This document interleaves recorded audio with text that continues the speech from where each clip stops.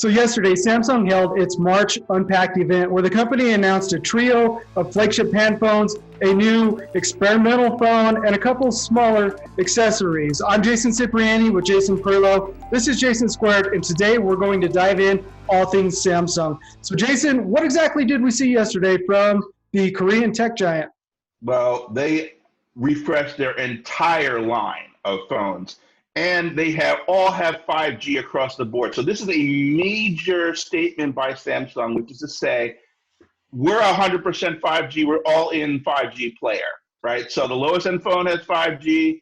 The middle end phone has 5G. The highest end phone has 5G. They basically, refreshed the entire line, but they are all also $1,000 and up, Jason. Right. Yeah, they're more expensive than ever. So the Galaxy S20 is official. They skipped the S11 name and went straight to S20. They didn't really explain why, but hey, if that's what they want to do, that's cool.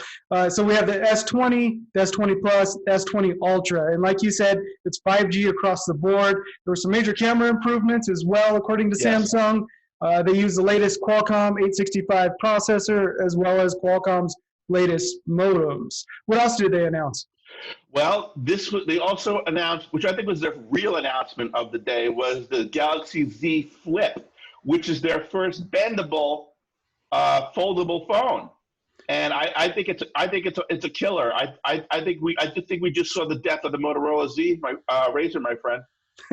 Well, so it's actually their second foldable phone, right? They had the Galaxy Fold last year. This is true. I'm going to pretend that one didn't exist. Yeah, I think a lot of people would like to pretend that. Yeah, that one opened like a book, and this one opens more like a traditional clamshell flip phone, right? It's just like the Motorola Razr that was announced in November, was delayed and launched, I think, just about a week ago, and hasn't really received great reviews. But the Z Flip, to me, seems really interesting. It's polished. It's refined. It's what you would expect from Samsung releasing a device, a second generation foldable display device. Has all the small, has a new hinge, has some other features we'll get into in a second. And then also Samsung announced the Galaxy Buds Plus, which are completely wireless earbuds. Yeah. It's their second generation Galaxy Buds as well. There was another speaker and another microphone on them, but the main show there for the Galaxy Buds Plus was the battery life has gone from 6 hours to 11 hours. And that's without the case.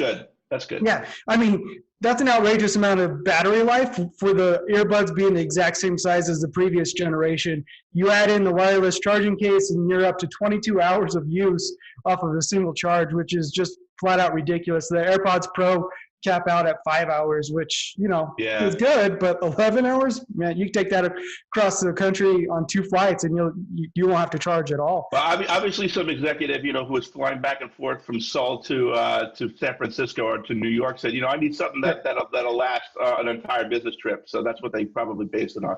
Yeah, absolutely. I think my flight from San Francisco to Tokyo a few years ago was around 12 hours. I can't imagine using those almost the entire flight. It's pretty ridiculous. Yeah. So I think the main theme of yesterday's announcement, right, is that the 5G era of flagship phones is here. This is the first time where a major phone manufacturer, the biggest phone manufacturer in the world, has announced 5G across all devices. Samsung has toyed with this in the past with the S10 and the Note 10, releasing 5G models that were super expensive, but now the entire S20 line has 5G built into it. And they're also super expensive. Well, they're super expensive because now you've added to the bill of materials cost for every single product in the line. You're probably added a 20% markup on it on a part that I think most people are not going to use for the first year of the product's use. Yeah, I agree. If not longer, right? Yeah. So the S20 is $999. It comes with sub-6 5G support, which is something T-Mobile has rolled out widely, and it's going to eventually be, it's the longer range 5G network capabilities.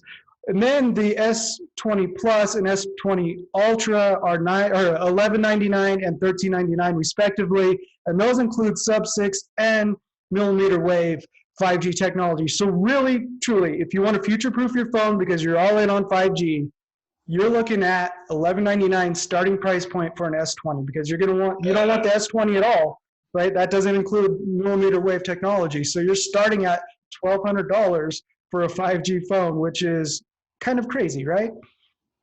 That's insane, Jason. I mean, that's we're getting into like 10% of people's salary of more than 10% of a lot of people's salaries here to buy a phone, which is, I mean, it's like, you're thinking about buying cars now. It's like the same decision factor you have in buying and making down payments on cars. It's lunacy at this point, for something that's a basic, a basic technology item. I think that at this point, basically everybody needs a basic cell phone or smartphone. I mean, and this right.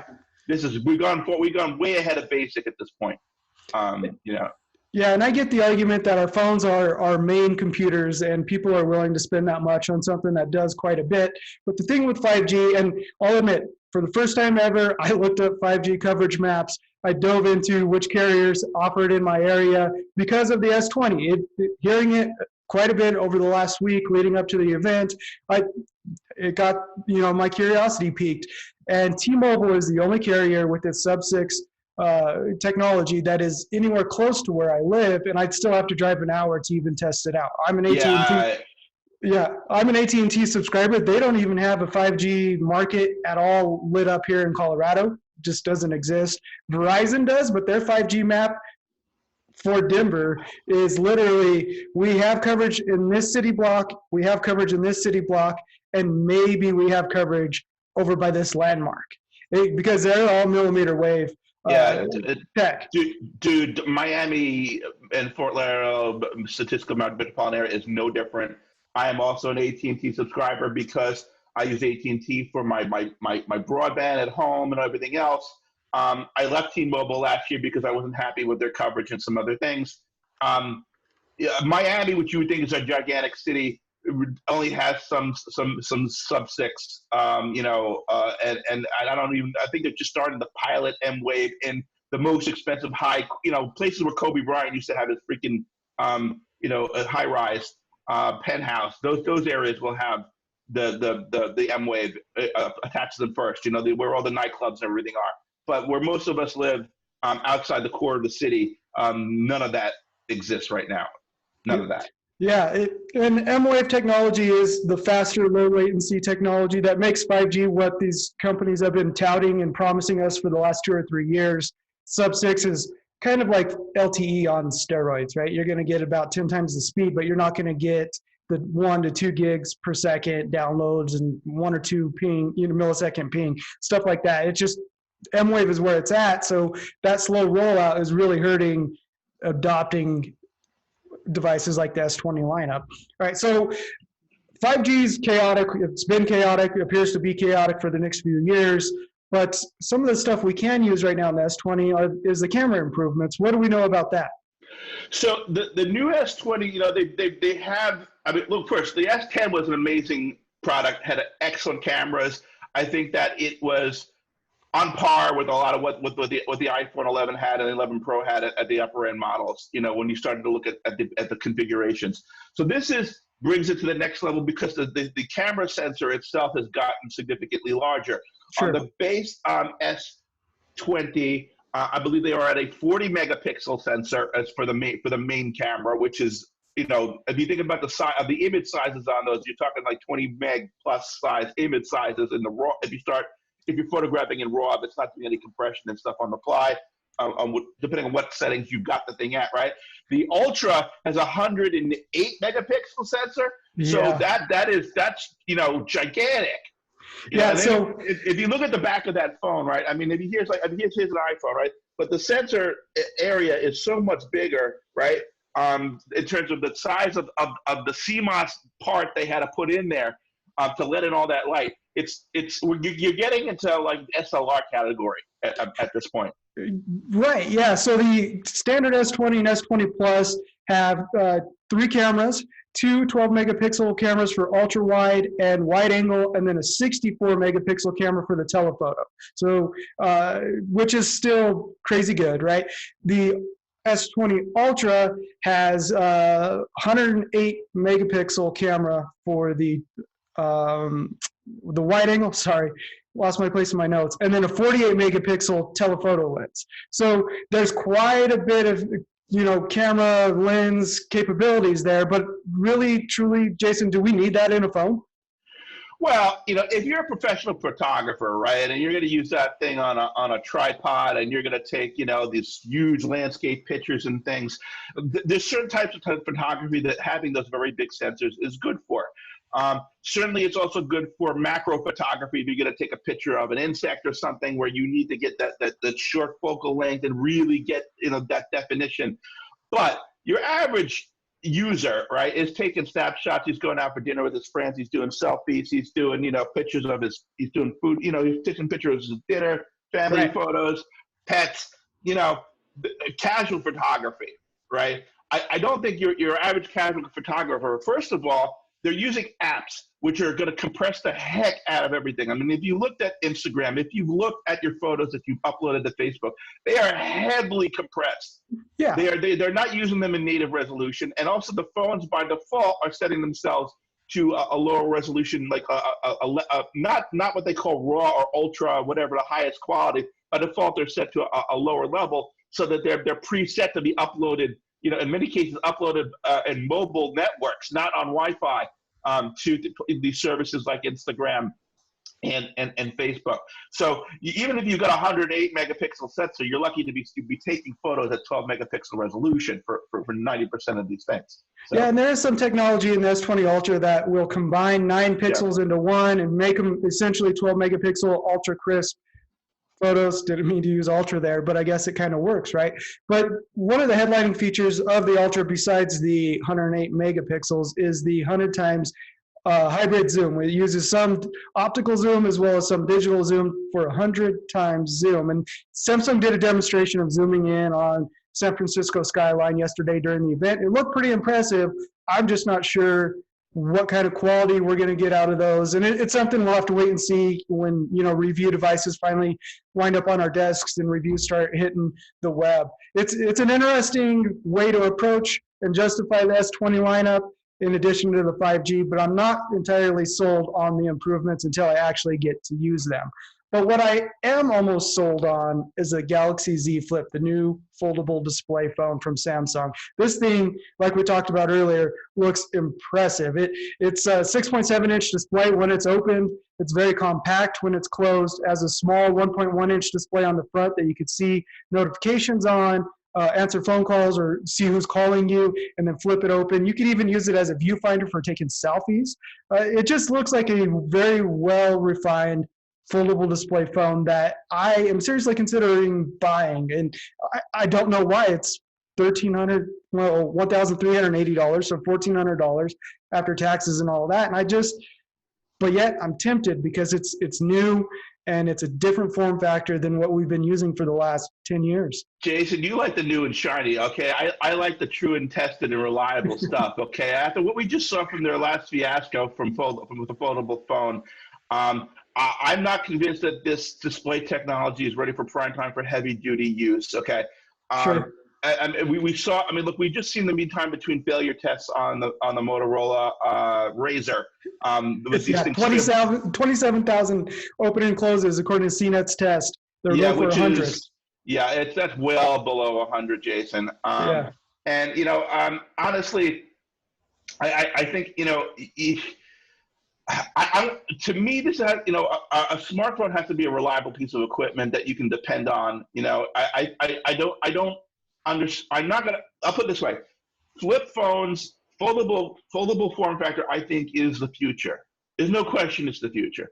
But I think it's going to take us 3, 4, 5 years before we really start seeing manufacturing processes get to a point where one is that the mean time between failure on all these folds is much higher than what is currently advertised or what is actually tested in the lab.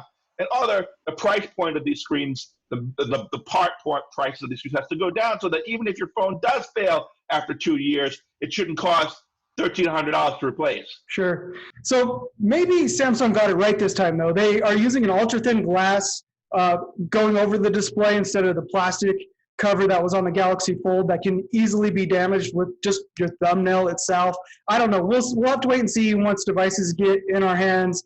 What's crazy about the Z Flip is that normally when Samsung announces a product like the S20 doesn't launch until March 6th, with the Z Flip, it's available February 14th. It's ready to launch. It's probably sitting on stock rooms and stores right now, ready to go. So it's not going to be long before we find out whether or not this is better technology or worse technology. And I'm seriously, like I said, I'm seriously considering going out and picking one up on Friday. We'll have to wait and see. It's a lot of money to deal with or use an experimental product. Jason, it's a lot of money, and not only that, it's using last year's technology. It's using the 855 series SoC, which is not, as we know, was a power hog, and sure. it was a heat hog also. Yeah, it's 855 plus, so maybe there's some improvement there. I haven't, to my knowledge. Well, no, I have used the OnePlus. Latest OnePlus phone has 855 plus, which seemed to be okay. But yes, you're right. It is last year's technology, put in a foldable phone, and yep, we'll just have to wait and see.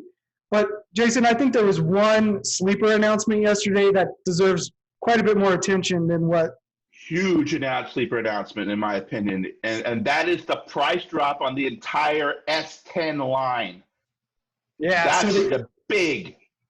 Yeah. So Samsung announced they're keeping the S10 lineup around. It's the first time they've kept last year's phones available and kept manufacturing them. And they're dropping the price on every model by $150. So that means the Galaxy S10e starts at $599 now. Yep. The S10 is $749, S10 Plus $849. Those are starting prices. And as we know, Samsung phones, depending on carrier and retailer, are frequently discounted. So seeing an S10 Plus for $500 or $450 is very realistic now. And they're great phones. They still, we just talked about the Z Flip using last year's technology. Yes, the S10 will use last year's technology as well. But if you get a S10e, no one wants to pay full retail for last year's technology. Exactly. I pay for a discount for last year's technology. That's not a problem. Yeah, I think it's incredibly smart of Samsung to keep these phones around. They're basically the LTE line of Galaxy S10 or a Galaxy S series phones now. You have the 5G line in the S20, and you have the LTE line in the S10. And they kind of had to with the prices going so high for the S20 lineup. So I think probably the biggest announcement of the day was the price drop on last year's phones, just because it's something they haven't done before. But I still have the S10 Plus. I think it's a great phone. Use it once in a while. And I'm glad they did this earlier rather than 2 or 3 months from now, because as we know, the 800-pound sleeping gorilla will probably have some interesting announcements in a few months. So we recently talked about that in a video. I think March, we're looking at the iPhone 9, which is supposed to be a $400 iPhone with the latest and greatest hardware inside. So I'm sure Samsung's well aware of what's going on or has a good idea of what's going on there. So there's more to this than just splitting up the lineup into LTE and 5G. But like you said, it's great for them to do it now. It was effective immediately after the event ended yesterday. You don't have to wait a week until these go on sale. It was a huge announcement. Any closing thoughts from the event, Jason? No, I think, Samsung, they had to introduce new phones. Look, you have to introduce a new phone every year. That's kind of like the cadence of this industry. Whether you have to or not, you kind of have to, right? So I think they were going to be pressured as to what kind of innovations they could actually add in this year, given that the S10 was such a strong phone last year. They had to do something, so they had to bump the camera. And going to 5G across the board, that is also an important strategic statement. And having their second, what I'm going to say is their first real commercially viable foldable is also very important. So these are all technologies they're putting in place for the next 5 or 6, 7 years. Yeah. So the basis of what they're dealing with. So the S20 launch, Z Flip launch are all long-term plays going forward, right? And I think some of their marketing material even talked about the S20 being the phone of the next 10 years for them because of 5G and all of that. And I, for one, am now excited for 5G. I just need carriers to speed up the rollout process. Yeah, we just need networks that work. That would be nice. Yeah, it would be great. So I think that's a good place to stop. I'm Jason Cipriani. And I am Jason Perlow. This is Jason Squared. Make sure to check out more of our videos at zdnet.com.